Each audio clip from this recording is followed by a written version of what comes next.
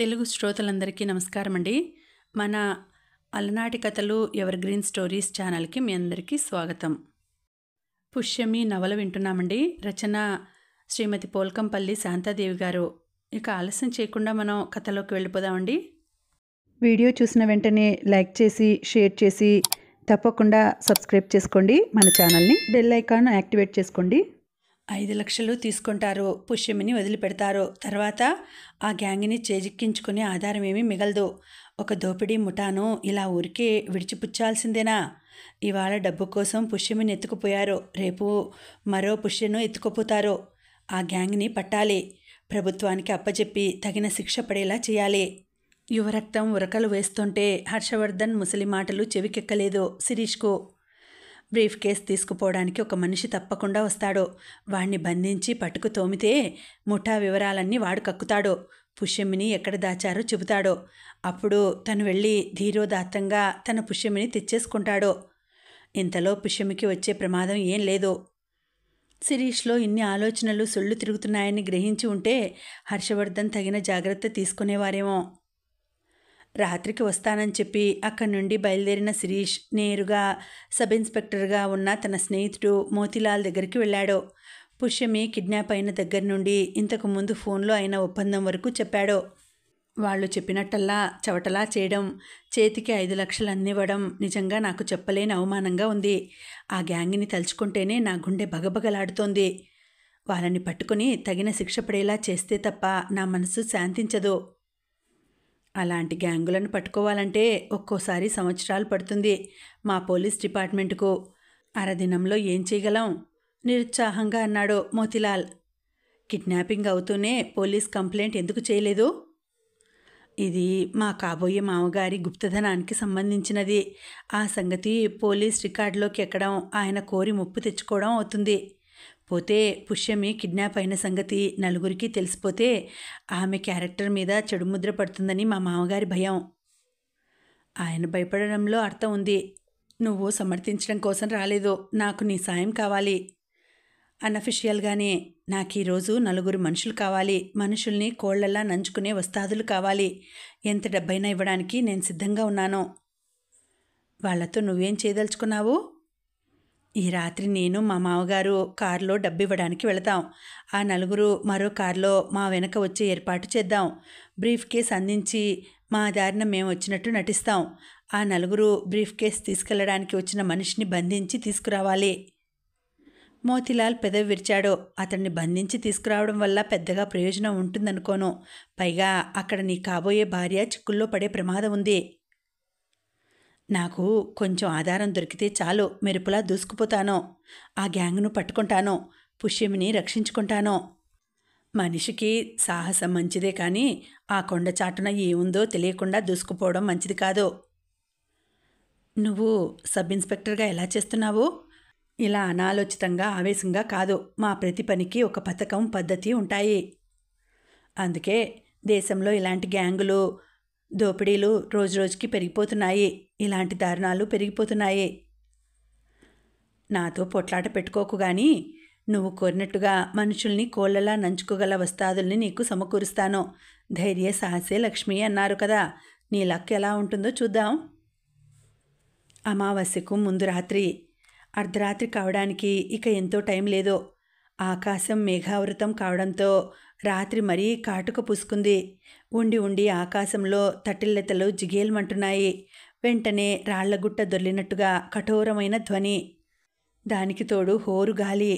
అలాంటి సమయంలో నల్లటి ఫియట్ కారు ఒకటి సిటీ దాటి దూసుకుపోతున్నది. డ్రైవింగ్ సీట్లో కూర్చున్న శిరీష్ ముఖం గంభీరంగా ఉంది. అతడి ప్రక్క సీట్లో బ్రీఫ్ కేస్ ఒళ్ళో పెట్టుకుని కారు హెడ్లైట్స్ కాంతిలో ముందుకు చూస్తున్నారు హర్షవర్ధన్. నేను మరోసారి చెబుతున్నాను శిరీష్, నువ్వు అక్కడ గొడవేమీ పెట్టుకోవద్దు. వాళ్ళు చెప్పిన ప్రకారం వెళ్ళడం, కారాపిన మనిషికి బ్రీఫ్ కేస్ అందివ్వడం, వెనక్కి తిరగడం. జూలాజికల్ పార్కు దాటాక కారు స్పీడ్ తగ్గించాడు శిరీష్. 2 మైళ్ళు వెళ్ళాక ఒక మనిషి కారు ఆపాడు చేయెత్తి. అతడు వాన పడకపోయినా రెయిన్ కోట్ వేసుకొని ఉన్నాడు. తలమీది టోపీ బాగా ముందుకు లాక్కొని ముఖం సరిగా కనిపించకుండా చేసుకున్నాడు. కారు దిగకుండానే కిటికీలోంచి బ్రీఫ్ కేస్ అందించారు హర్షవర్ధన్. ఆ మనిషి పక్క పొద చాటుకు వెళ్ళి అదృశ్యమైపోయాడు. అమ్మయ్యా, అంతా అనుకున్నట్టు జరిగింది. దొంగలకి కూడా ఒక నీతి, మాటకు కట్టుబడడం ఉంటాయట. వాళ్ళు చెప్పినట్టు తను చేశాడు. వాళ్ళు మాట నిలబెట్టుకుంటారు. తెల్లారేసరికి తన కూతురు తన ఇంట్లో తన కళ్ళెదుట ఉంటుంది. వాళ్ళమ్మ వచ్చాక ఈ సంఘటన గురించి ఒక్క మాట కూడా చెప్పొద్దనాలి. హర్షవర్ధన్ గుండెల మీద బరువు చేత్తో తీసేసినట్టుగా అయింది. ఇహ పద శిరీష్ అన్నాడు విశ్రాంతిగా సీటుకు ఆనుకొని. కారు రివర్స్ అవుతుండగానే విజిల్ శబ్దం గట్టిగా వినిపించింది. హర్షవర్ధన్ టకటకా కొట్టుకునే గుండెలతో ఎవరో విజిల్ ఊదుతున్నారు కదూ అన్నారు. నాకు వినిపించలేదు. శిరీష్ పాదం యాక్సిలేటర్ మీద బలంగా పడింది. హర్షవర్ధన్ బంగ్లా ముందు ఆగింది కారు. ఆయన కారు దిగి, ఇప్పుడు నువ్వు ఇంటికి వెళ్ళకపోతేనేం శిరీష్, ఇంకాసేపట్లో పుమ్మి వచ్చేస్తుంది. నువ్విక్కడే ఉండడం మంచిది కదా అన్నారు. ఆమె కళ్ళు మొదట వెతికేది నిన్నే. ఊహూ, నేను రేపు ఉదయం వస్తాను. హర్షవర్ధన్ జవాబుకు ఎదురు చూడకుండా శిరీష్ వెళ్ళిపోయాడు.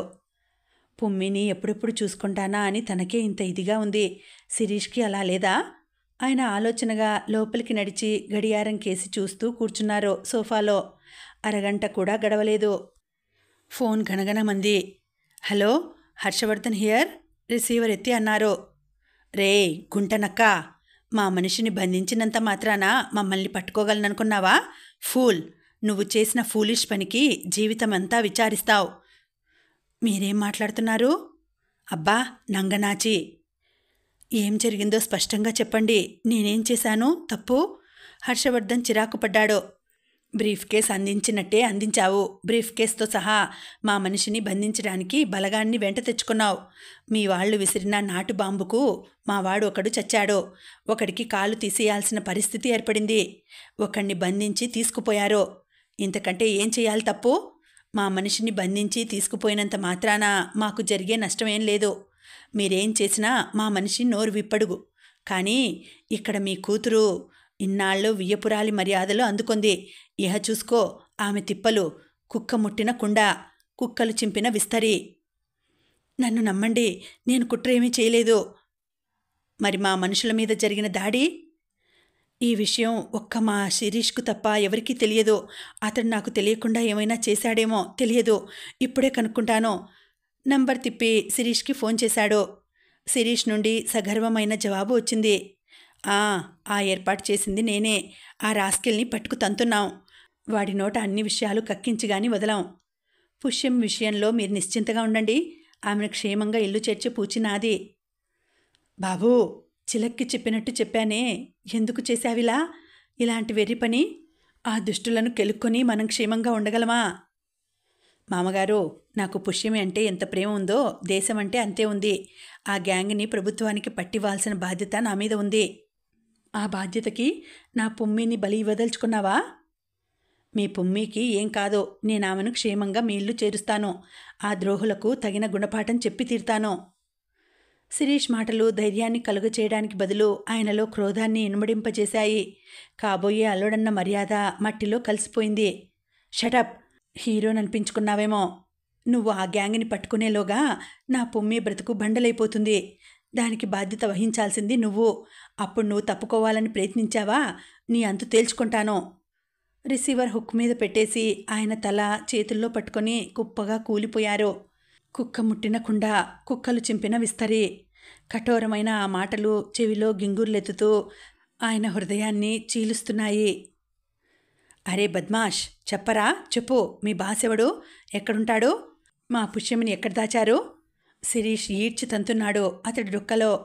శిరీష్ బంగ్లాలో అరగంట నుండి హింసింపబడుతున్నాడు. పట్టుబడిన ఆ వ్యక్తి, అతడి పేరు గోవర్ధన్. బెల్ట్ దెబ్బలకి అతడి ఒళ్ళు మంటల్లో పడి బొబ్బలెక్కినట్టుగా వాచిపోయింది. పిడికిలి గుద్దులకు అతడి పళ్ళు గవ్వల్లా రాలిపడి నోట్లో నుండి ధారగా ఎర్రటి రక్తం కారుతోంది. ఏ ప్రశ్నకైనా ఒకే జవాబు, నాకు తెలియదు. ఇప్పుడు తెలుస్తుంది. గండు మీసాలు, ఎర్రటి కళ్ళు, పర్వతాకారం గల వ్యక్తి పదును బాకు గోవర్ధన్ ముఖం ముందుకు తెచ్చాడు. ఇప్పుడు చెప్పు, రాజాగారి అమ్మాయిని ఎక్కడ దాచారు చెప్పు. చెప్పకపోతే ఈ బాకు నీ కనుగుడ్డు పెకలిస్తుంది. 5 నిమిషాలు టైం ఇస్తున్నాను. గోవర్ధన్ ఒక్క క్షణం కళ్ళు మూసుకున్నాడు. ఒక నిశ్చయానికి వచ్చినట్టుగా కళ్ళు తెరిచాడు. ముందు నా కట్లు విప్పండి, నేను అన్నీ చెబుతాను. కట్లు విప్పేశారు. శిరీష్ ఊపిరి బిగబట్టుకొని అతడు చెప్పబోయే వివరాల కోసం వేచి ఉన్నాడు. కానీ దురదృష్టం, ఎవరూ ఊహించనిది జరిగిపోయింది. ప్యాంటు జేబులో చెయ్యి పెట్టి ఏదో పైకి తీసి నోట్లో వేసుకుని నిశ్చలంగా కళ్ళు మూసుకున్నాడు గోవర్ధన్. అతడు చేసిన పని అర్థం కావడానికి 1 నిమిషం పట్టింది శిరీష్ వాళ్లకు. అతడు చచ్చిపోవడానికి ఏదో మింగాడు. శిరీష్కి కాళ్ళు చేతులు చల్లబడ్డట్టుగా అయ్యాయి.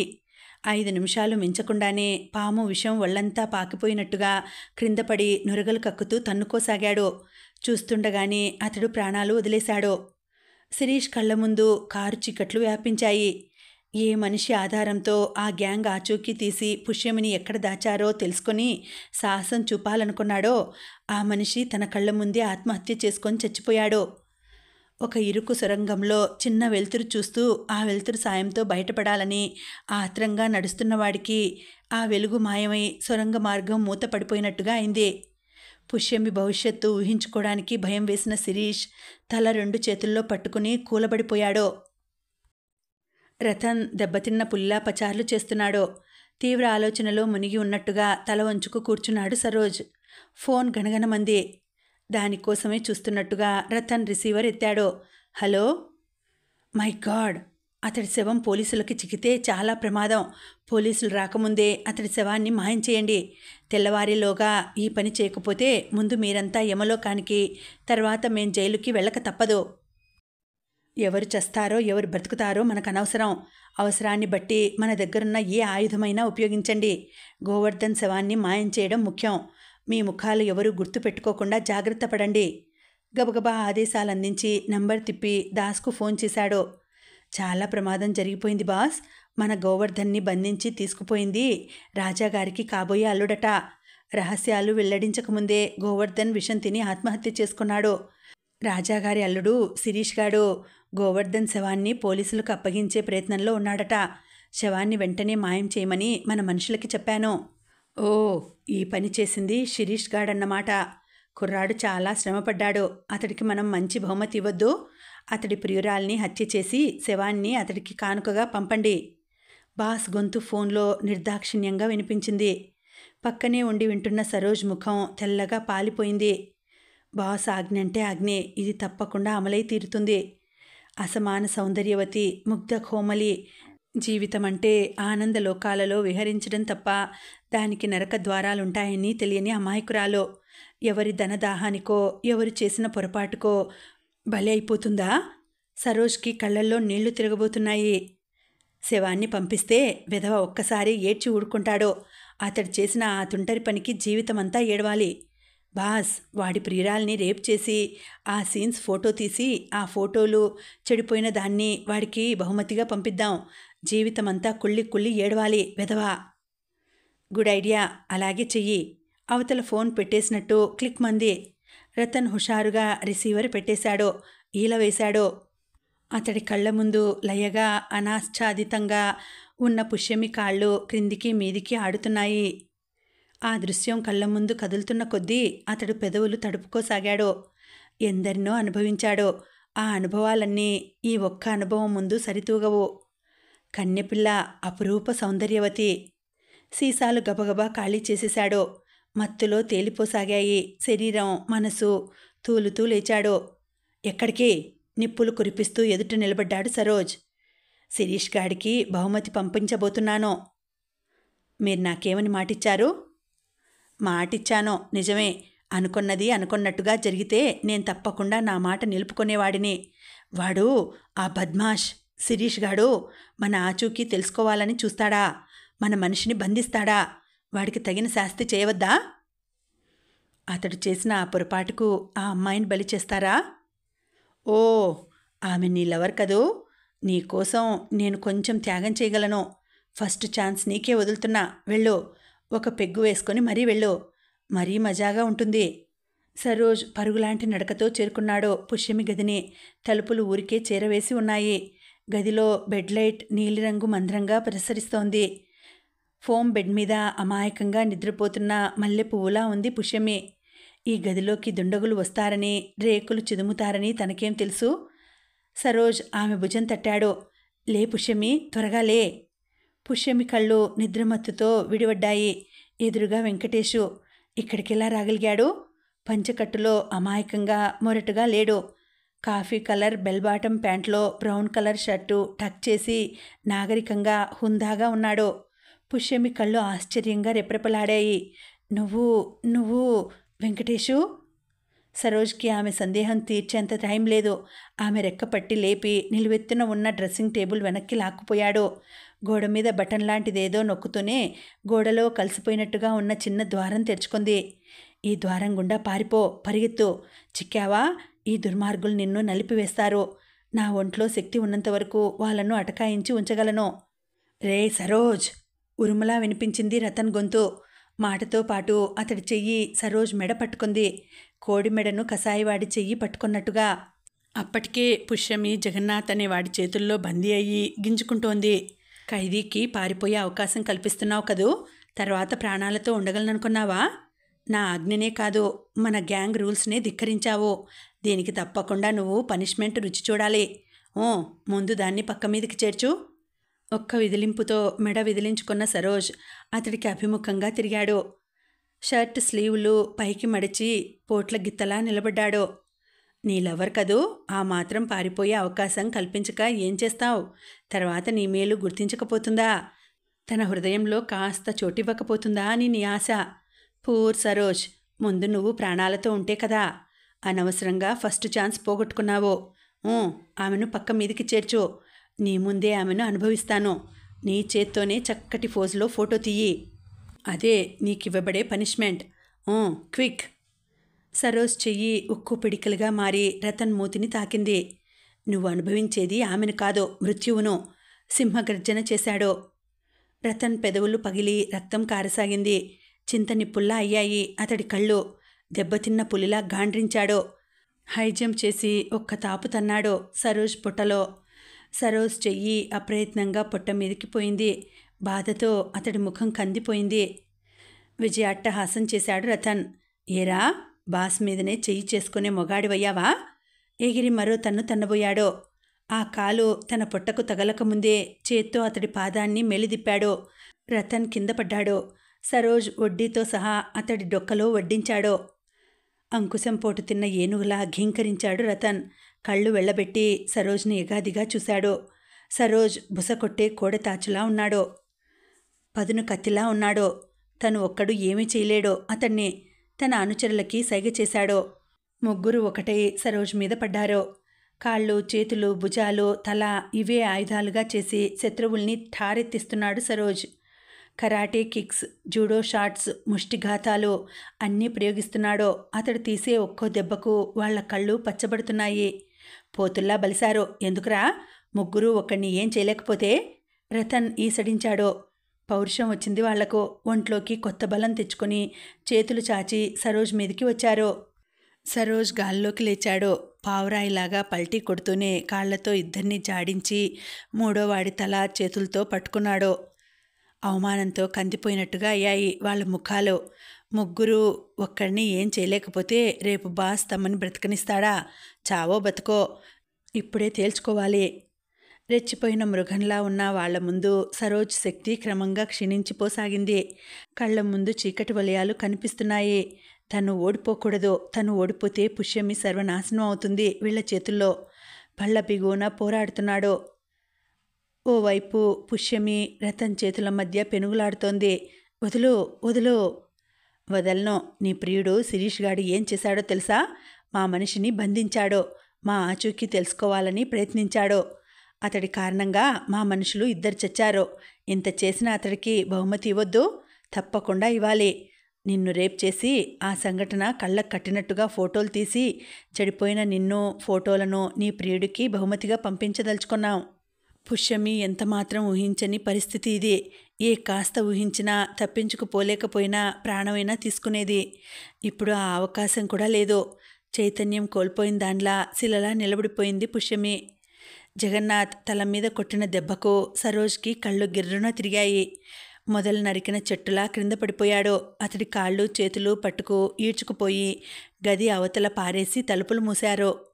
స్పృహ లేనట్టుగా పడిన అతడి ముఖం మీద మురళి అనే యువకుడు నీళ్లు తెచ్చి చల్లి సరోజ్ అని పిలిచాడు.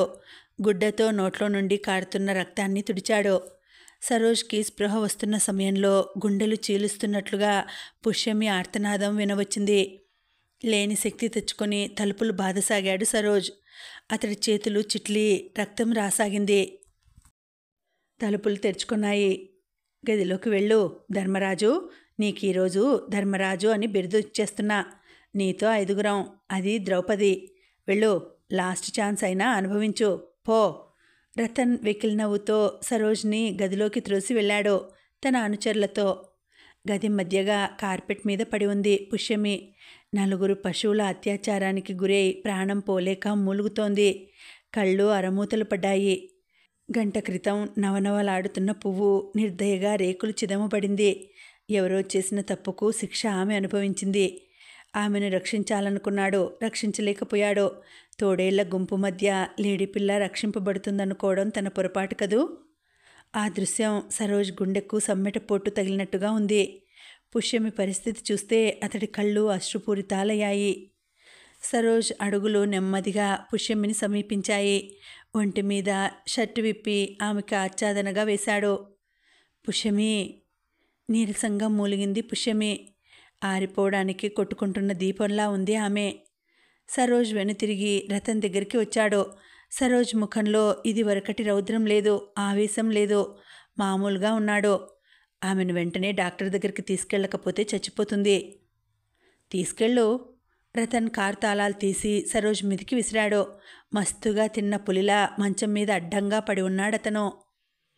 తాళాలు తీసుకొని వస్తుంటే జగన్నాథ్ హుషారుగా లైటర్ ఎగరేసి పట్టుకుంటూ కన్ను గీటాడు. మెరుపులా ఏదో తట్టింది సరోజ్కు. అతని చేతిలోని లైటర్ గబుక్కున లాక్కొని గోడకేసి బలంగా కొట్టాడు.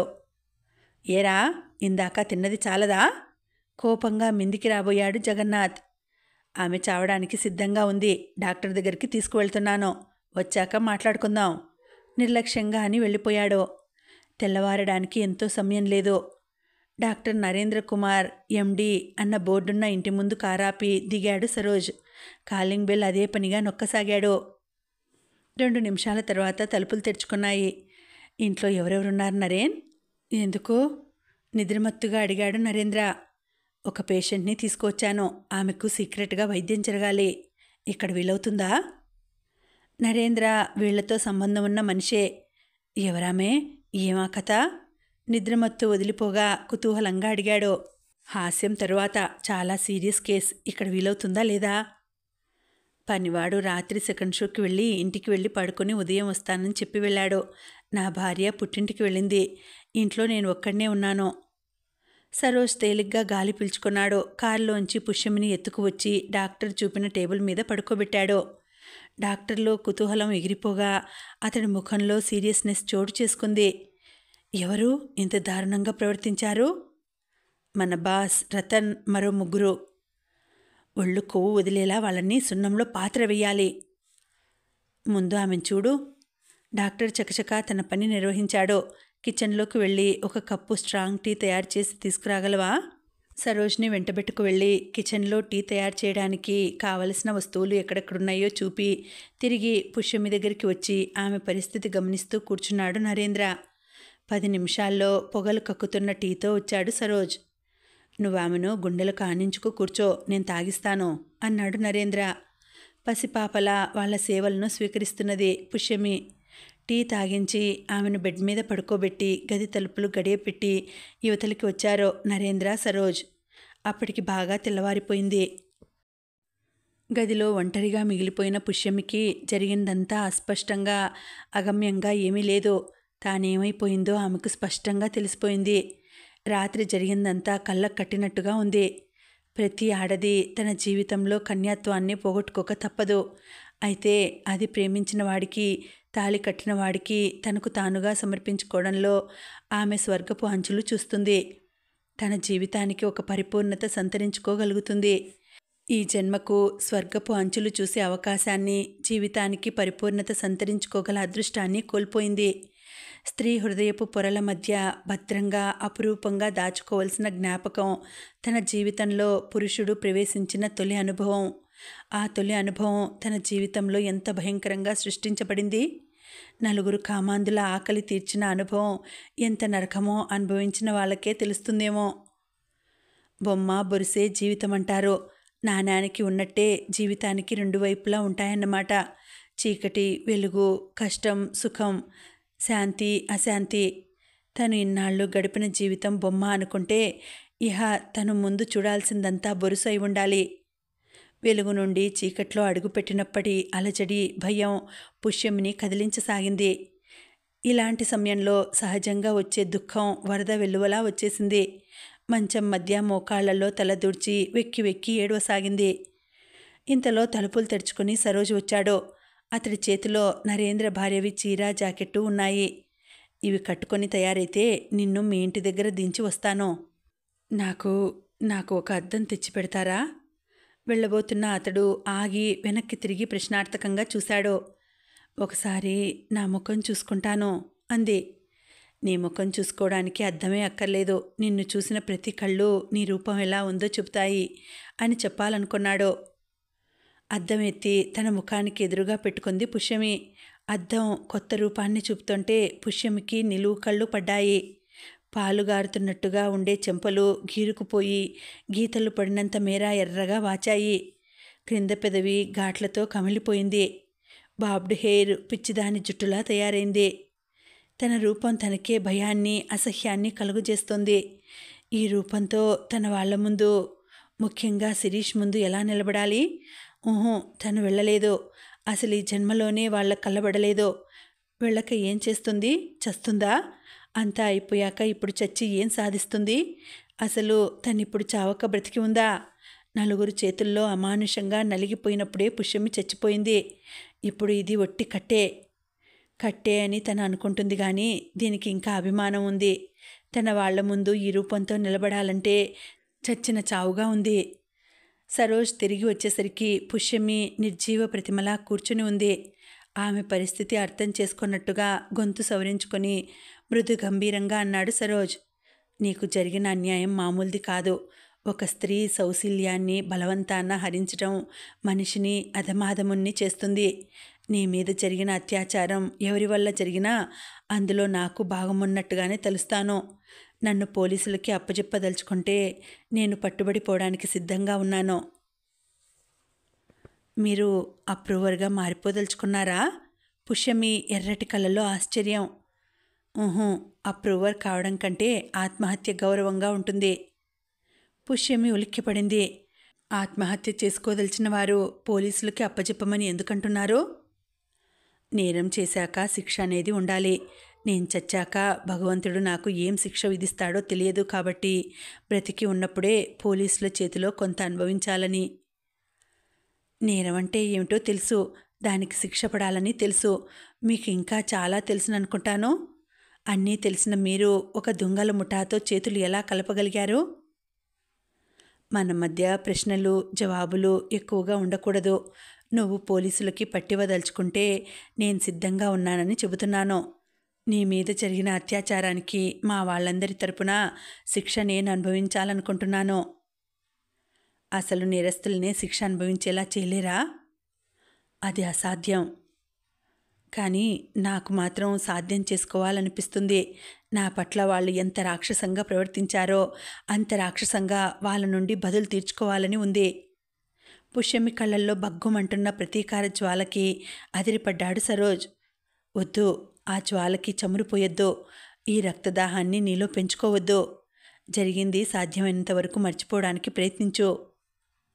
ప్రవక్తగా శాంతవచనాలు చెప్పడానికి ముందు మీ జీవితం ఏంటో ఒక్కసారి విమర్శించుకోవడం మంచిదేమో. నేను దొంగను, ఒప్పుకుంటాను. కానీ నాకు మంచి మాటలు చెప్పే అర్హత లేదంటే మాత్రం నేను ఒప్పుకోను. ఒకసారి చరిత్రని, మనకున్న కథలని తిరిగేసి చూడు. హింస, ప్రతీకారం, చివరికి మిగిలేది బూడిద. సర్వనాశనం దాని గమ్యం. క్షమ మనిషిని నిలుపుతుంది మహోన్నత శిఖరాల మీద. ఆ శిఖరం మీద నిలబడ్డ మనిషికి ఆ రాగద్వేషాలు ఏవి అంటవు. ఈ మనుషులు ఎంత చెడ్డవాళ్ళైనా చిన్నపిల్లల్లా కనిపిస్తారు ఆ కళ్ళకి. తప్పు చేశాక శిక్ష ఉండాలని మొదట అన్నది మీరే. అది నా అంతట నేను కోరుకున్నది, నా ఆత్మశాంతి కోసం. అది మిమ్మల్ని అర్థం చేసుకోవడం కష్టంగా ఉంది. అక్కర్లేదు. కొద్ది నిమిషాల తర్వాత నువ్వెవరో నేనెవరో. నాకు చాలా పనులున్నాయి. నిన్నింటి దగ్గర దింపి వస్తాను. ఇల్లు. రాత్రి సంఘటన ఒక విధంగా నా ఇంటితో, నా వాళ్లతో సంబంధం తెగిపోయినట్టుగా అనిపిస్తోంది. ఏ ముఖం పెట్టుకు వెళ్ళను ఇంటికి? వెళ్ళక ఏం చేస్తావు? విస్మయంగా అడిగాడు. కొత్త బంధాల్ని అల్లుకుంటాను. మీతోనే ఉండిపోతాను. మీరు చేసిన పని నేను చేస్తాను. సరోజ్ నొసలు చిట్లించాడు. పిచ్చి పిచ్చిగా మాట్లాడకు పుష్యమి. ఆ సంఘటన మరీ అంత భయంకరంగా ఎందుకు చిత్రించుకుంటావు? నువ్వు ఇంటికి వెళితే అన్నీ మామూలుగా సర్దుకుంటాయి. నీకోసం ఏమైనా చేయగల శిరీష్ ఉన్నాడో. నిన్ను గుండెల్లో దాచుకుంటాడో. నీ గుండెలో అయిన గాయాన్ని మాన్పుతాడో. అది చూస్తాను. అక్కడ చోటు లభించకపోతే నేను తిరిగి వచ్చేది మాత్రం మీ దగ్గరికే. మీరు ఎలాగూ చేసిన పాపానికి శిక్ష అనుభవించాలనుకుంటున్నారు. ఆ శిక్ష నన్ను భరించడమే అవుతుందేమో చివరికి. మీరు మాత్రం మాట తప్పకూడదు. పుష్యమి లేచి చీర అందుకుంది. 10 నిమిషాల తర్వాత పుష్యమి యువతలకి వచ్చింది. ఆమె చేతిలో మడత పెట్టబడిన సరోజ్ షర్టు ఉంది.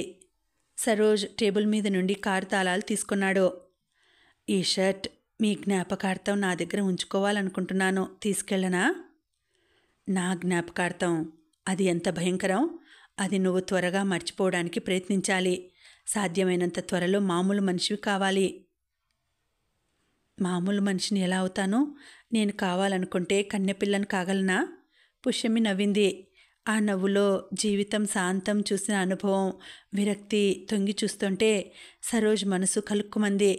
ఏదో అనబోయి సంభాషణ పెంచడం ఇష్టం లేనట్టుగా కదిలాడు. అక్కడే కుర్చీలో కూర్చొని ఉన్న నరేంద్ర కేసి చేతులు జోడించింది పుష్యమి.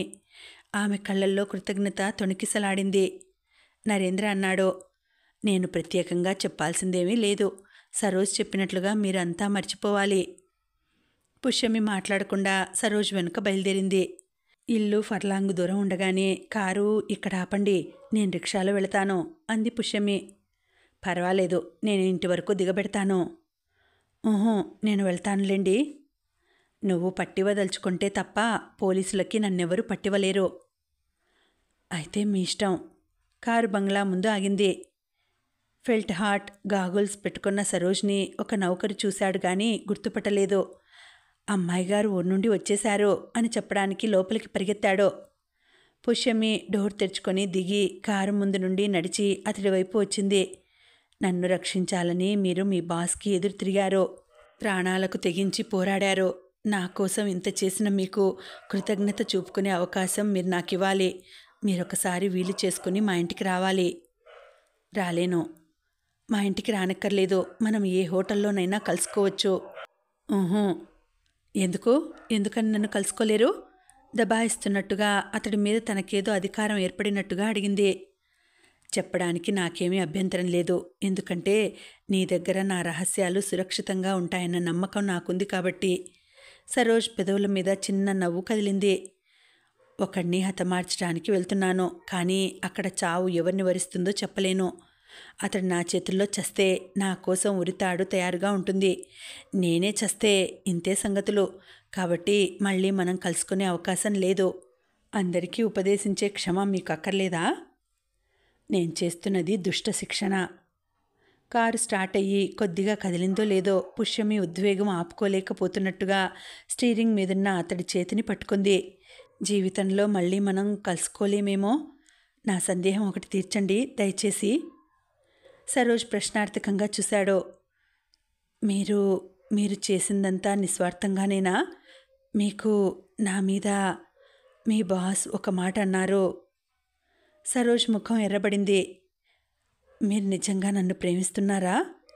ఆలస్యాన్ని సహించలేకపోతున్నట్టుగా అంది. లేదు. పుష్యమి కళ్ళల్లోకి చివ్వున నీళ్ళొచ్చాయి. నేను చాలా విలువైనది పోగొట్టుకున్నాను. అలాగే చాలా విలువైన మనిషిని కనుగొన్నాను. గద్గదికంగా ఉన్న పుష్యమి మాటలు కారు స్టార్ట్ చేసుకొని వెళ్ళిపోతున్న సరోజ్ చెవిని పడకపోలేదు. బాబూ, నిన్ను వేడుకుంటున్నాను. నా పొమ్మి బతుకు కుక్కలు చింపిన విస్తరి చెయ్యొద్దు. ఆమెకు వరుడు కూడా నిశ్చయమయ్యాడు. మీకు కావలసింది డబ్బే కదూ. నాకున్నదంతా తీసుకోండి. నా పొమ్మిని నాకు వదిలిపెట్టండి. నిద్రలో కలవరిస్తున్నట్టుగా ఎవరినో దీనంగా వేడుకుంటున్నారు హర్షవర్ధన్. అంత దీనావస్థలో ఆయన్నెప్పుడూ చూసి ఉండలేదు ఎవరో. ఆయన పక్కన ఉన్న ప్రభావతి, డాక్టరు ముఖాలు చూసుకుంటున్నారు. రతన్ ఫోన్లో నీ కూతురు గతి ఏమవుతుందో చూసుకో అని బెదిరించాక హర్షవర్ధన్కి బీపీ పెరిగిపోయింది. ఆయన సోఫాలో కూర్చున్నవారు కూర్చున్నట్టుగా ఒరిగిపోయారు. తెల్లవారుతుంటే అటువైపుగా వచ్చిన నౌకరు ఆయన పరిస్థితిని చూసి ఆదుర్దాగా బాబుగారు అంటూ పిలిచాడు. తెలివి తప్పిపడి ఉన్న ఆయన నుండి జవాబు రాలేదు. మరో నౌకర్ సాయంతో ఆయన్ని పడక మీదకి చేర్చి పరుగున వెళ్ళి ఫ్యామిలీ డాక్టర్ని తీసుకువచ్చాడు. తన వైద్య విజ్ఞానమంతా ఉపయోగించి ఆయన్ని ప్రాణగండం నుండి యువతలకి తీసుకురాగలిగాడు డాక్టర్. కానీ ఆయనకి పూర్తిగా తెలివి తెప్పించలేకపోయాడు. ఆ సగం తెలివిలో సగం మగతలో ఏమిటేమిటో కలవరించసాగారు హర్షవర్ధన్. మెడ్రాస్ వెళ్ళిన ప్రభావతికి ట్రంకాల్ చేయాలని అనుకుంటుండగానే ఆవిడే ఇంటి ముందు ట్యాక్సీ దిగింది. హర్షవర్ధన్ కలవరింతలకి ఒక స్వరూపం ఏర్పడుతుంటే డాక్టర్ అన్నాడు, నిజంగా మీ అమ్మాయి శ్రీశైలం నుండి తన ఫ్రెండ్స్తో బెంగళూరు వెళ్ళలేదనుకుంటాను. కూతురుతో శ్రీశైలం వెళ్ళిన ఆయన ఒక్కరే తిరిగి వచ్చి ఈ కథ కల్పించారు. శ్రీశైలంలో ఏదో దుర్ఘటన జరిగి ఉండాలి. మీ అమ్మాయిని ఎవరో కిడ్నాప్ చేసి ఆయన్ని డబ్బు కోసం బెదిరిస్తూ ఉండాలని నా ఊహ. ఆయన ఊహాగానానికి వణికిపోయింది ప్రభావతి. ఇక్కడ ఇంత ఘోరం జరిగితే నేను ఎంత సరదాగా ఉన్నానో బంధువుల ఇంట్లో. ఈయన ఒక్కరూ ఎంత క్షోభ అనుభవించారో. అసలు సంగతి చెబితే నేను ఎక్కడ భయపడిపోతానో అని మెడ్రాస్కి నాకు చేసిన ట్రంకాల్లో పుమ్మి తన స్నేహితులతో శ్రీశైలం నుండి బెంగళూరు వెళ్ళిందని కట్టుకథ చెప్పారు అని ఏడవసాగింది. నాది ఊహే కావచ్చు, మీరు అనవసరంగా బంబేలు పడకండి. వీళ్లతో శిరీష్ కూడా వెళ్ళాడు. అతన్ని అడిగితే ఏ సంగతి తెలిసిపోతుంది. ప్రభావతి శిరీష్కి ఫోన్ చేసింది. శిరీష్ ఇంట్లో లేడని ఫోన్ తీసిన వాళ్ళు చెప్పారు. అతడు వస్తే వెంటనే ఇంటికి రమ్మని చెప్పి ఫోన్ పెట్టేసింది ప్రభావతి. మళ్ళీ వస్తానని చెప్పి వెళ్ళాడు డాక్టర్. ప్రభావతి భర్త దగ్గరే కూర్చుండిపోయింది. పుమ్మి ఏదండి? శ్రీశైలంలో ఉంది. శ్రీశైలంలో ఉందా? అవును. బెంగళూరు వెళ్ళిందని చెప్పారే? లేదు, శ్రీశైలంలోనే ఉంది. అక్కడెందుకుంది? ఏమో నాకు తెలియదు. ఆయన మళ్ళీ కళ్ళు మూసుకున్నాడు. ప్రభావతికి అంతా అగమ్యంగా ఉంది. ఒక పక్క పుమ్మి ఏమైందో తెలియదు. ఈయన చూస్తే మనసు స్థిరం తప్పినట్టుగా ఉన్నారు. శిరీష్ వస్తే తప్ప అసలేం జరిగి ఉంటుందో తెలియదనుకుంటా. అతడి రాక కోసం చూస్తూ కూర్చుంది. గంట తర్వాత హర్షవర్ధన్ కళ్ళు తెరిచి మంచినీళ్ళు అడిగారు. గ్లాస్తో ఆయనకు నీళ్లు తాగించి, పుమ్మి ఏదంటే శ్రీశైలంలో ఉందంటారేమిటండి? అది ఒక్కతే ఎందుకుంది అక్కడ? అడిగింది ప్రభావతి. పుమ్మిని జ్ఞాపకం చేసుకుని ఏదో చెప్పబోతున్న హర్షవర్ధన్ కళ్ళు పత్తికాయలయ్యాయి. ఆయన కళ్ళెదురుగా పుష్యమి కలలో నడిచి వస్తున్న దానిలా మెల్లగా అడుగులు వేస్తూ వస్తోంది. ఆమె రూపం కర్కశ హస్తాల్లో నలిపివేయబడిన పువ్వులా ఉంది. కుక్కలు చింపిన విస్తరి. ఎవరో తన చెవి ప్రక్కన పెద్ద గొంతుకతో అరుస్తున్నట్టుగా, వికటంగా నవ్వుతున్నట్టుగా ఉంది. అదే మాటను వెర్రివాడిలా అరిచాడు. కుక్కలు చింపిన విస్తరి. అదిరిపడుతూ తల తిప్పి చూసిన ప్రభావతికి నిలువు కళ్ళు పడ్డాయి. ఎక్కడా కాలు నిలవనట్టుగా, పిచ్చి పట్టినట్టుగా తిరిగి తిరిగి ఇంటికి వస్తూనే ప్రభావతి తనను రమ్మని చెప్పిందని తెలిసింది శిరీష్కి. ఏం ముఖం పెట్టుకు వెళ్ళాలి వాళ్ళింటికి? తను చేసిన తప్పు చిన్నది కాదు. దానికి ఏం సంజాయిషి ఇచ్చుకోవాలి? అసలు తను చేసిన పిచ్చి పని వల్ల పుష్యమి ఏం ఇబ్బందులు పడుతుందో. తిరిగి తిరిగి ముఖమంతా పీక్కుపోయింది శిరీష్కి. ఉదయం నుండి స్నానం చేయలేదు. రాత్రంతా నిద్రలేదు. మోతీలాల్ బలవంతంతో ఉదయం ఒక కప్పు టీ తప్ప ఇంకేం తీసుకోలేదు. అలసినట్లుగా మంచం మీద పడ్డాడు. అంతలో ఫోన్ మోగింది. మంచం మీద నుండి లేవకుండానే రిసీవర్ అందుకుని చెవి దగ్గర పెట్టుకున్నాడు. హలో, అవతల ప్రభావతి మాట్లాడుతోంది. శిరీషేనా? Yes, Shirish here. పుమ్మి వచ్చేసింది శిరీష్, పారిపోయి వచ్చేసింది. నువ్వు వెంటనే రా, అన్ని సంగతులు మాట్లాడుకోవచ్చు. విచారం మేఘాశ్చాదితమైన శిరీష్ ముఖంలో ఆనందం ఒక మెరుపు మెరిసినట్లుగా అయింది. వచ్చేస్తున్నాను, ఇప్పుడే వచ్చేస్తున్నాను. రిసీవర్ హుక్ మీద పెట్టాడు. అమ్మయ్యా, పుష్యమి వచ్చేసింది. పారిపోయి వచ్చిందట. తన తెలివి తక్కువ పని వల్ల పుష్యమి ఎలాంటి ఇబ్బందుల్ని ఎదుర్కొందో, తనని ఎన్ని తిడుతుందో. శ్రీశైలంలో ఆమెను దుండగులు ఎత్తుకుపోతుంటే తానుండి రక్షించలేకపోయాడో. తన చేతకాంతనాన్ని ఆమె ఎంత అసహించుకుంటుందో. పుష్యమిని చూడాలని బయలుదేరాడే గాని పురుషుడై ఉండి ఒక ఆడపిల్లను రక్షించలేకపోయినా తన అసమర్థతకు పైగా ఆమెను ఇబ్బందులకు గురి చేసిన తన తెలివి తక్కువ పనికి అతడికి చెప్పలేని సిగ్గుగా ఉంది. తాను అపరాధం చేశాడో నిజమే. పుష్యమి తనని క్షమించదా? హర్షవర్ధన్ బంగ్లా ముందు కారు ఆపి దిగి లోపలికి నడిచాడు శిరీష్. పుష్యమిని చూడాలంటే ఏమిటో గుండెల్లో దడ బయలుదేరింది. ఎలాంటి సంగతులు ఆమె నుండి వినాలో, ఎన్ని చివాట్లు ఆమె నుండి తినాలో. రా శిరీష్. అతడు ఆశించినట్టు పుష్యమి ఎదురు కాలేదు. ప్రభావతి వచ్చింది. ఆమె అతడిని హర్షవర్ధన్ గదిలోకి తీసుకెళ్ళింది. ఇంతకుముందే డాక్టర్ ఇచ్చిన మత్తు ఇంజెక్షన్తో కదలకుండా పడుకున్నాడు ఆయన.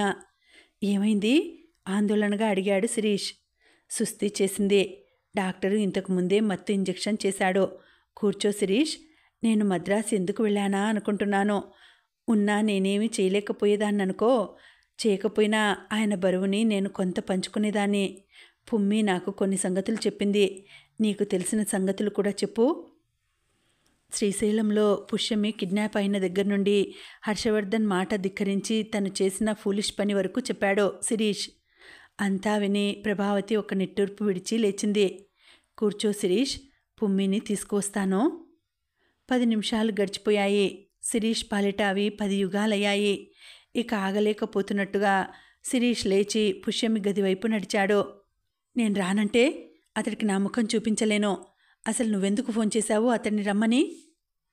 శిరీష్ అడుగులు గడపకి అవతలే టక్కున ఆగిపోయాయి. ఎన్నాళ్ళు ముఖం దాచుకుంటావే? లే, అతడు నీకోసం చూస్తుంటాడో.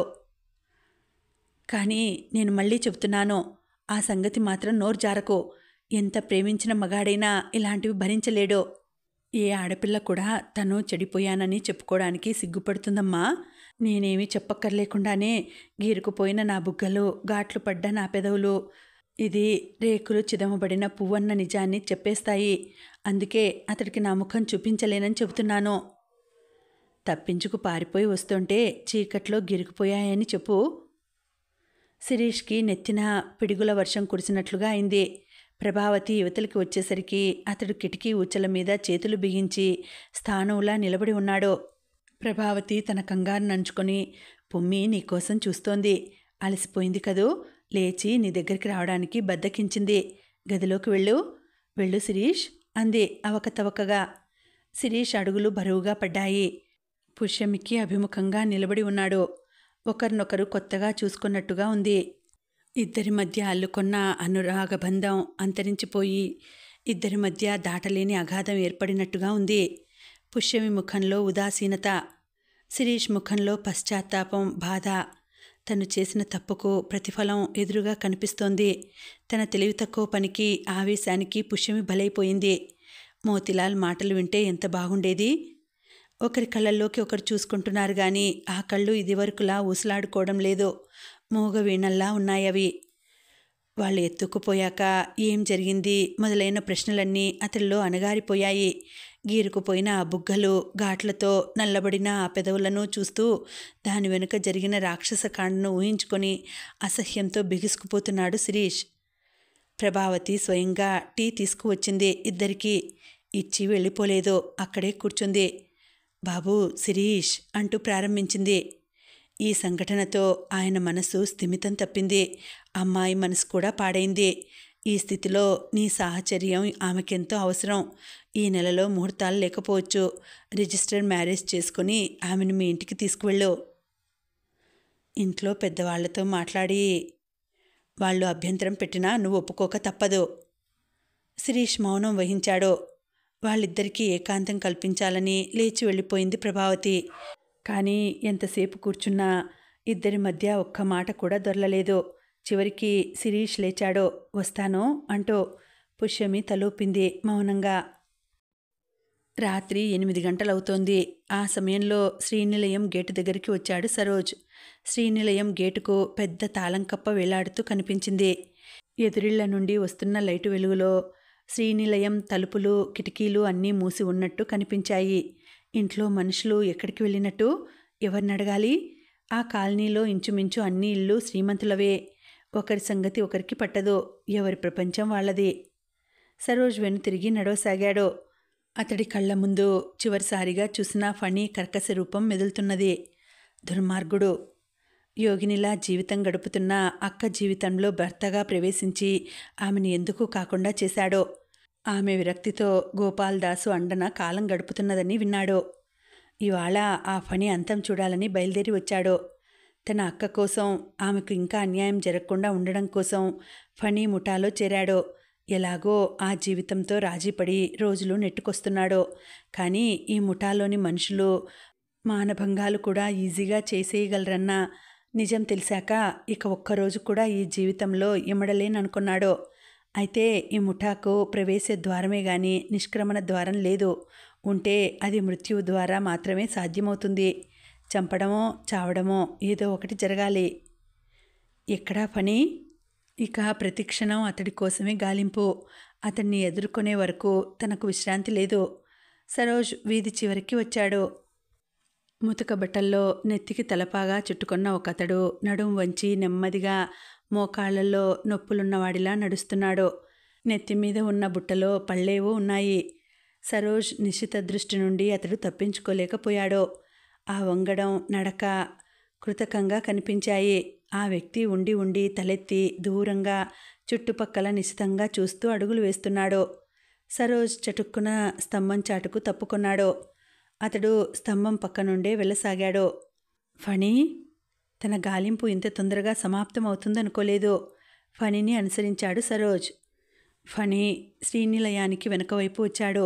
పళ్ళబుట్ట లైట్ స్తంభం పక్కన పెట్టి క్రీనీడలో తను కూర్చొని జేబులోంచి బీడీ కట్ట తీసి ఒక బీడీ యువతలికి లాగి అంటించాడు. బీడీ శాంతం కాలే వరకు తనకు మరో పని లేనట్టుగా తాఫీగా పొగ పీలుస్తూ కూర్చున్నాడు. బీడీ కాలిపోయింది. పారేశాడు. బుట్ట అందుకొని 4 అడుగులు వేశాడు. స్ట్రీట్ లైట్ పడని చోట ఆ బుట్ట గోడ మీద పెట్టి ఒక్క జంపుతో గోడ చివర పట్టుకొని అవలీలగా అవతలికి దూకేశాడు. బుట్ట, అతడు క్షణంలో అదృశ్యమయ్యారు. కొద్దిసేపు ఆగి సరోజ్ కూడా అదే పని చేశాడు. దొడ్డి గుమ్మంలోంచి ఇంట్లోకి ప్రవేశించిన ఫణి చకచకా తన గదిలో ప్రవేశించాడు.